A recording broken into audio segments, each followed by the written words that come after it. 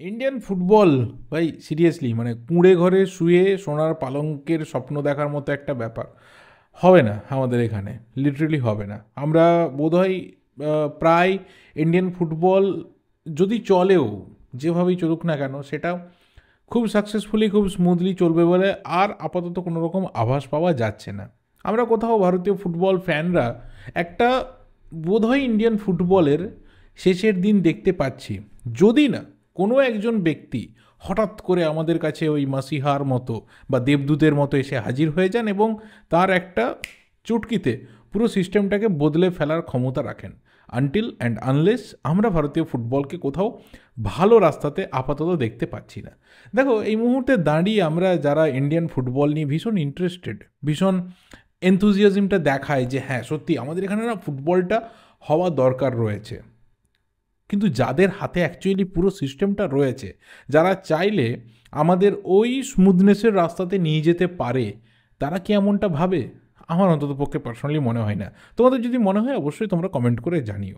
দীর্ঘদিন ধরে ভারতীয় ফুটবলকে আমরা ফলো করছি, আমরা দেখছি, আমরা আপস দেখেছি, আমরা ডাউন দেখেছি, আমরা সাকসেসের সময় দেখেছি, আমরা ফেলিওরের টাইম দেখেছি, কিন্তু কোথাও একটা সদিচ্ছার যে অভাব, যে হ্যাঁ সত্যি ভালো কিছু করা যেতে পারে। দেখো আপাতত তো আমাদের ইন্ডিয়ান ফুটবলে সমস্ত সিস্টেমগুলোর দেওয়ালে পিঠ ঠেকে গেছে। আপাতত বাঁচার তো খুব একটা রাস্তা কিছু নেই, যে যার মতো করে নিজের একটা সাস্টেনেবিলিটির রাস্তা খুঁজে নিতে পারে, কিন্তু ওভারঅল টোটাল ইন্ডিয়ান ফুটবলটার বাঁচার যে রাস্তাটা, সেটা তো কেউই দেখাতে পারছে না। তো এই সময়টাতেও কি সবাই মিলে একসাথে কাজ করা যায় না? এই সময়টাতেও কি সবাই একসাথে একটা ইউনিট হয়ে কোথাও ডেভেলপমেন্টের রাস্তা দেখানো যেতে পারে না? যে কোথাও আমার যে পার্সোনাল ইগো রয়েছে, আমার যে একটা স্পেশাল নিড রয়েছে, আমার কিছু ব্যক্তিগত চাহিদা রয়েছে, এটাকে যদি একপাশে সরিয়ে রেখে অন আ হোল যদি সত্যি সবার জন্য ভাবতে হয়, সেটা কি সবাই এই মুহূর্তে পারবে না? কিন্তু কেউ করবে না। হয়তো পারবে, কেউ একটা হয়তো পুশ করে দিলে পারবে, কিন্তু কেউ করবে না। আর সেই না করার জন্য যদি কেউ সবথেকে বেশি সাফার করে না, সেটা শুধুমাত্র ভারতীয় ফুটবল ফ্যানরা। দেখো, কালকের একটা চিঠি ভাইরাল হলো সন্ধ্যের দিকে, তারপর রাত্রের দিকে রিপোর্ট এলো।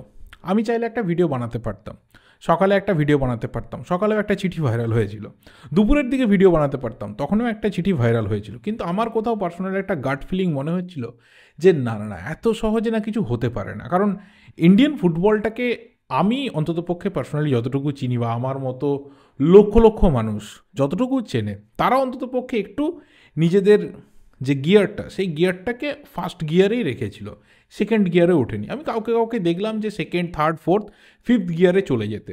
ভালো কথা, প্রত্যেকেরই নিজের ইচ্ছে রয়েছে, নিজের চাহিদা রয়েছে, এবং নিজের একটা বলার বা নিজের প্রেজেন্টেশনের একটা দৃষ্টিভঙ্গি রয়েছে।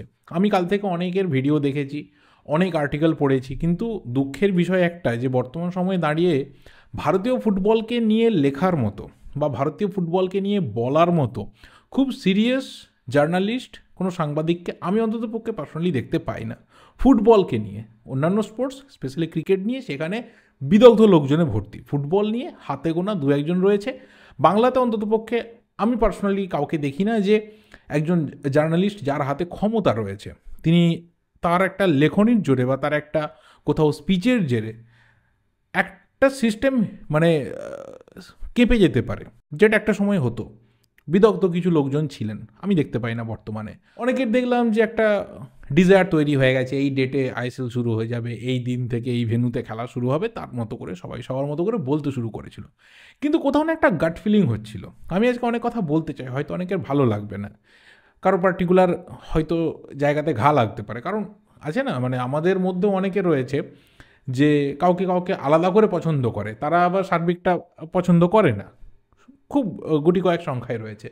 কারণ ন্যাচারালি তুমি দেখবে যে যে কোনো দেশে বাইরের যখন শত্রুদের একটা হামলার আশঙ্কা থাকে, ক্ষতি করার আশঙ্কা থাকে, সেটা নিয়ে যেমন সবাই চিন্তিত থাকে, তার থেকে বেশি প্রত্যেকটা দেশ, পৃথিবীর প্রত্যেকটা দেশ কিন্তু চিন্তিত থাকে যে তার ভেতরেও কিন্তু প্রচুর শত্রু রয়েছে।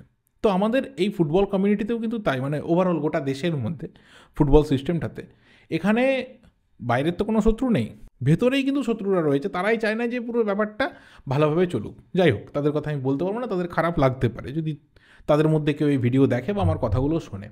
এবার কালকের চিঠি যেটা ভাইরাল হলো, যেটা সত্যনারায়ণ তিনি পাঠালেন সমস্ত আইএসএল ক্লাবদের যে হ্যাঁ তোমাদের কনসোর্টিয়াম হতে পারে, প্রবলেম নেই, এবং তার জন্য যা কিছু তোমরা করার ভাই করো, কোনো অসুবিধা নেই। শুধুমাত্র 20 ডিসেম্বর আমাদের যে এজিএম রয়েছে তার আগে তোমাদের যা কিছু প্রপোজালস রয়েছে এবং যা কিছু প্ল্যানস রয়েছে সেটা আমাদেরকে সেন্ড করো, আমরা সেটা এজিএমে প্লেস করব, এবং আশা করা যায় যে আমরা ভবিষ্যতে একটা ভারতীয় ফুটবলকে ভালো দিকে এগিয়ে নিয়ে যেতে পারবো। খুব ভালো কথা, একজন ভারতীয় ফুটবল ফ্যান হিসাবে এই ধরনের একটা চিঠি আমরা প্রত্যেকে এক্সপেক্ট করছিলাম, সেটা কালকে সবার সামনে চলে আসে। কিন্তু ওই যে বললাম যে আমরা অনেক দিন ধরে দেখছি তো যে ভালোর থেকে এখানে খারাপের লোকজন অনেক বেশি রয়েছে, সেই কারণে আমি নিজেকে একটু হোল্ড করে রেখেছিলাম যে না কোনো কথা বলবো না, চলো সেটা জিংস হলে জিংস হতে পারে, হোয়াট এভার, আমি নিজের মতো করে রেখেছিলাম যে না বলবো না, একটা গাট ফিলিং হচ্ছে আরও কিছু আসুক, আরও চিঠিপত্র না আদান প্রদান হবে।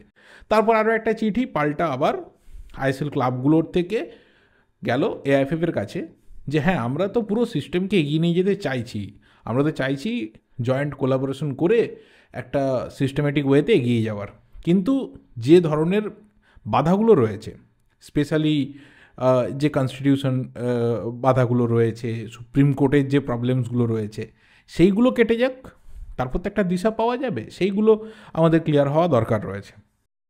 এই চিঠি যায়, তারপর আবার পাল্টা চিঠি আসে এআইএফএফের থেকে ক্লাবগুলোর কাছে, এগুলো কিন্তু media reports, open source media থেকে যা কিছু আমি দেখতে পেয়েছি।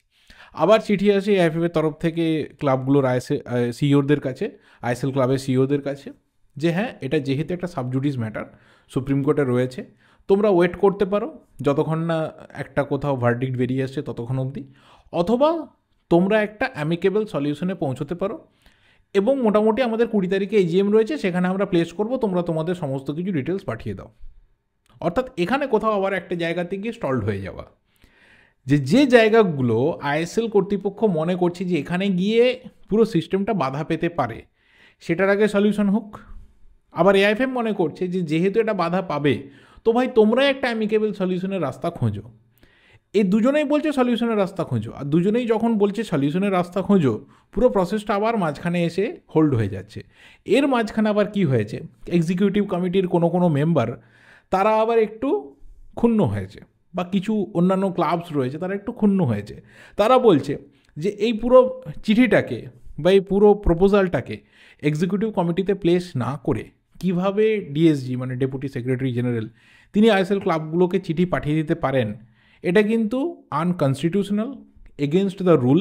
হ্যাঁ তিনি ভালো কথা বলেছেন যে without the executive committee member কোনো কিছু ফাইনাল হবে না, বোর্ড মিটিং ছাড়া কিচ্ছু হবে না, এটা তিনি একদম ঠিক বলেছেন। কিন্তু তাদের চিঠি পাঠানোর আগে একটা আলোচনা বা একটা ভার্চুয়াল মিটিংয়ের দরকার ছিল, ঠিক কথায়। এটা তো একটা যুক্তি রয়েছে যে হ্যাঁ কেন তুমি ভাই একা একা পাঠিয়ে দিলে, যুক্তি রয়েছে। কারণ আলটিমেট আমাদের এখানে ফুটবলের তো ডেভেলপমেন্ট সবাই চায়, সবাই চায়, কিন্তু অ্যাকচুয়ালি কেউ করে না, এটা হচ্ছে সব থেকে কঠিন একটা বাস্তব। আর এই সব কিছু দেখে যা মনে হচ্ছে, এই যে চিঠি পত্র আদান প্রদান, এই যে এর বক্তব্যের পাল্টা বক্তব্য উঠে আসা, বিভিন্ন রকম ইস্যু নিয়ে সবাই কোথাও একটা ফাইনাল জায়গাতে না পৌঁছতে পারা, এখানে দাঁড়িয়ে মনে হচ্ছে যে এই যে সবার একটা সদিচ্ছা দেখানোর ব্যাপারটা, এটা ওই দেখানোর জায়গাতে কিন্তু থেকে যাবে। ওই যে বললাম ভেতরে অনেকেই রয়েছে তারা কিন্তু চায় না যে পুরো বিষয়টা ভালো করে চলুক বলে, তারা চায় যে এরকম চলছে সেরকমই চলুক। কেউ বলছে যে এদের পেছনে এই লোক রয়েছে, কেউ বলছে ওদের পেছনে ওই লোক রয়েছে, কেউ বলছে এই ক্লাবের পেছনে ওই লোক রয়েছে। আমি অন্তত দিনের শেষে একটা জিনিস যা বুঝি, যে সবাই যদি মনে করে যে আমি ভারতীয় ফুটবলের ভালো চাই, আইএসএল ক্লাবগুলো, আই লিগ ক্লাবগুলো, আমাদের এখানে ফেডারেশন, আমাদের এখানে গভর্নমেন্ট, এখানের যারা বিভিন্ন বড় বড় সংস্থা রয়েছে যারা ফুটবলকে ব্যাকিংস দেয়, সবাই সবাই যদি মনে করে যে হ্যাঁ আমরা সবাই ফুটবলের ভালো চাই, ইন্ডিয়ান ফুটবলের ভালো চাই, তো সমস্ত ধরনের ইস্যুকে সরিয়ে রেখে, ইগোকে সরিয়ে রেখে, অনেক তো আমরা নিয়ম দেখলাম, অনেক তো আমরা সিস্টেম দেখলাম, অনেক তো আমরা রেগুলারিটিস ইররেগুলারিটিস দেখলাম, অনেক তো আমরা নিয়ম ভাঙা গড়া অনেক কিছু দেখলাম, চেয়ারের খেলা দেখলাম, বহু কিছু দেখলাম। কোথাও তো এবার অন্তত মাঠের খেলাটাকে ভালো করে দেখি।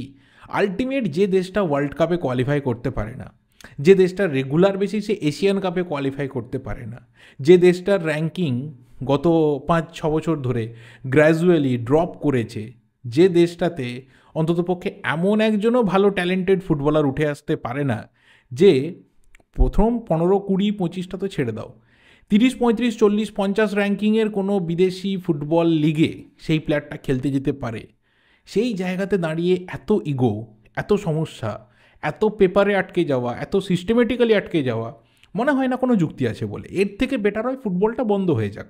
অ্যাটলিস্ট আমরা এটা ভেবে হ্যাপি হব যে আমাদের এখানে ফুটবলটা আর হয় না। একটা সময় হতো, একটা গোল্ডেন পিরিয়ড ছিল, একটা সেমি গোল্ডেন পিরিয়ড ছিল, তারপরে একটা ডাউনফল এসেছে এবং ফুটবলটা বন্ধ হয়ে গেছে। আমরা অনেক হ্যাপি হব এবং আমরা ভাববো যে ঠিক আছে, আবার হয়তো কোনো দিন শুরু হতে পারে, কিন্তু ফুটবলটা আছে, কিন্তু সেটা কোনো সিস্টেমেটিক ওয়েতে নেই। কেউ চায় না ফুটবলটার ভালো কিছু করতে। সেই ফুটবল আমাদের দরকার নেই, সেরকম ফুটবলের আমাদের কোনো রকম প্রয়োজন নেই। এটা বন্ধ হওয়া দরকার রয়েছে। আলটিমেট গাল ভরা ব্যাপারগুলো বন্ধ হওয়া দরকার রয়েছে। এটা একজন খুব কমন ভারতীয় ফুটবল ফ্যান হিসেবে কথাগুলো বললাম। কারো ভালো লাগতে পারে, কারো খারাপ লাগতে পারে, আই এম সরি। কেউ এগ্রি করতে পারে, কেউ ডিসএগ্রি করতে পারে, বাট আমার কথা মনে হলো এই কথাগুলো এবার বলার দরকার রয়েছে। কারণ একটা কথাও মনে হচ্ছে যে মন বলছে সব কিছু ঠিক হয়ে যাবে, কিন্তু মাথা বলছে না, we are near to the end. এটা কিন্তু ঠিক হচ্ছে না আমাদের গোটা ফুটবল ইকোসিস্টেমের জন্য। কারণ বারবার করে তুমি দেখবে যে বিদেশি বিভিন্ন পেজ তারা একটা জিনিস হাইলাইট করে, যে বিশ্বের বড় দেশ বা সবথেকে পপুলেশন বেশি দেশ এখনও অবধি ওয়ার্ল্ড কাপে কোয়ালিফাই করতে পারেনি কে? ইন্ডিয়া। এটা হচ্ছে একটা বিরাট বড় আমাদের জন্য নেগেটিভিটি। আমরা এখনও অবধি ওয়ার্ল্ড কাপে যেতে পারলাম না। 1950-এ আমরা ডাক পেয়েছিলাম, কোয়ালিফিকেশন তো বলা যাবে না, মোটামুটি প্রায় আমাদের এখান থেকে সবাই উইথড্র করে নিয়েছিল। এশিয়া থেকে আমরা আর পড়েছিলাম, তাই আমরা ওখানে ডাক পেয়েছিলাম। তো কোয়ালিফিকেশন যখন থেকে শুরু হয়েছে আমরা তো কোয়ালিফাই করতে পারিনি, কাছাকাছিও পৌঁছতে পারিনি, যে হ্যাঁ ঠিক আছে জাস্ট একটুর জন্য পারলাম না। একটা ম্যাচ যদি জিতে যেতাম তাহলে আমরা ওয়ার্ল্ড কাপ চলে যেতাম, এরকম সিচুয়েশনও আমরা যেতে পারিনি। তো ভাই, কিসের এত ইগো আমাদের এখানের? কিসের ইগো আমি বুঝতে পারি না। মানে আমার মাথায় তো ঢোকে না। তোমাদের যদি কারোর মাথায় ঢোকে, বা আমার থেকে যারা বহু সিনিয়র মানুষজন রয়েছেন, আমার বাবার বয়সী মানুষজন যারা রয়েছেন, তারা কমেন্ট করুন যে আপনাদের মাথায় কি ঢোকে। আপনাদের ভ্যালুয়েবল কমেন্টগুলো দিতে থাকুন। এই ভিডিওটা এখানেই শেষ করছি, এর থেকে বেশি আর কিছু বলার নেই। ভিডিওটা ভালো লাগলে লাইক, শেয়ার, সাবস্ক্রাইব যা কিছু করতে হয় সেটা সবাই খুব ভালো করে জানে, আর কিছু বললাম না। দেখা হবে পরের ভিডিওতে। Till then, thank you and good bye.